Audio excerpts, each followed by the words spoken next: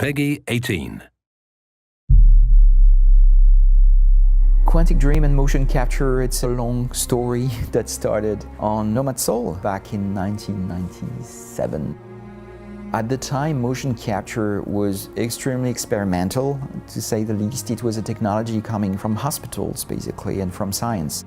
I thought, I love this technology. Having characters that move like real human beings is fascinating. I thought, we need to own this. We need to have it at the studio because we want to experiment and play with it. So for Fahrenheit, we acquired a motion capture studio and started playing with it and trying to break it. And we did motion capture with dogs, we did motion capture with cable stunts and with crazy, crazy things.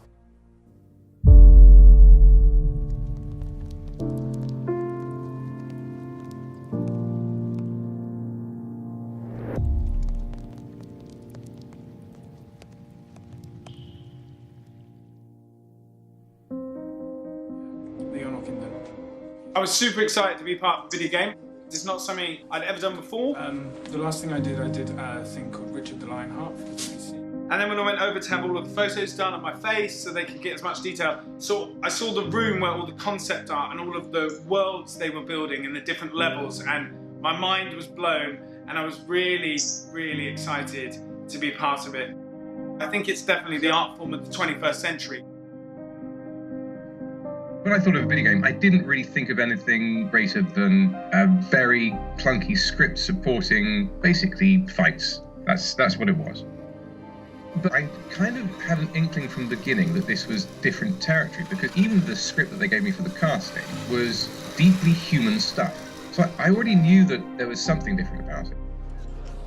Why did you leave him, Ethan? Why? Wasn't it enough losing Jason? Heavy Rain was very important regarding our approach to actors. On Fahrenheit, the characters were kind of patchwork, and the result was probably the result of 3 or 4 different people. One person doing the facial animation, the body animation, the voice. On Heavy Rain, we said, okay, let's find actors who will have the right look, the right voice, the right personality, the right talent for the roles. And it was the first time we were doing this, and I think it was one of the first time in the industry where someone was trying this. He was watching a convoy of trucks going by. I was really excited. I like new stuff. I really enjoy where technology and creativity meet. And in Heavy Rain and in what David was trying to do, that was a real pleasure. It was pretty quick that I cottoned on that this was something that was different.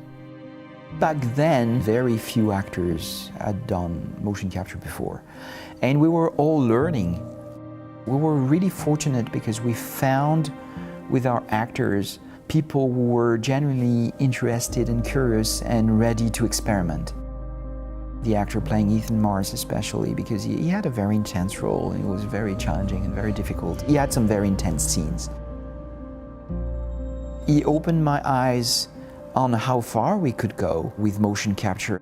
I remember there was this scene where the character is supposed to cut his fingers. The performance that he delivered on stage is something I still remember. It was more than 10 years ago.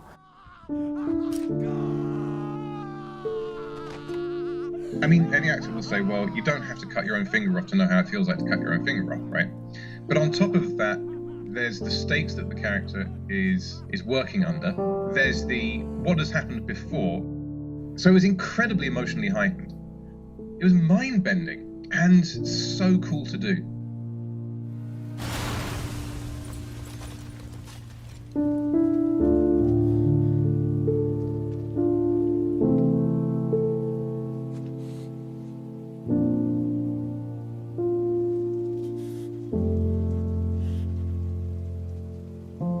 What's interesting is this. I had no idea how this was going to turn out or work out. You know, I can see stuff, I imagine, but it's not my world. Like, I'm not an animator. And I think the best thing about it is I feel in a weird way like I'm almost a kind of small version of video gaming royalty, because this was such a big project.